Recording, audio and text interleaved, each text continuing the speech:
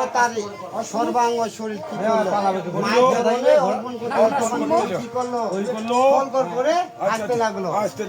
তখন বললো দেখলো না আচ্ছা এভাবে তোমার শরীরখানে আমাকে এভাবে তন্ন তন্ন করে কেন কেটে কেটে কেটে কেন দিচ্ছ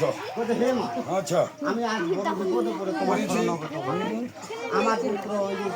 তার পিতাকে উদ্ধার করার জন্য সিংহল পাঠানো গেছে সেখানে তাকে আবার বন্দি করা হয়েছে বন্দি করা হয়েছে আজ আমি নিরুপায় হয়ে আপনার চরণে সমাপন করেছি সব আমার কেটে দিচ্ছি কিন্তু তোমাকে এত কিছু দিয়ে পূজা করার পর আমার ডাক সারা দিলে না সেই জন্য আজ আমি কি করলাম আমার শরীরখানে কেটে কেটে তোমাকে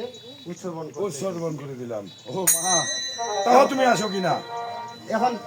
দেবী বলতে যে হে খুলো না আচ্ছা তোমাকে আর এই নিয়ে চিন্তা করতে হবে না তুমি গিরে ফিরে যাও যাও আমি এক্ষণে কি করব আচ্ছা ওই সিংহল পাটনে গিয়ে শ্রীমন্তবালাকে উদ্ধার করে নিয়ে আসবো বাহ মা দেবী কিভাবে যাই সাধন হতে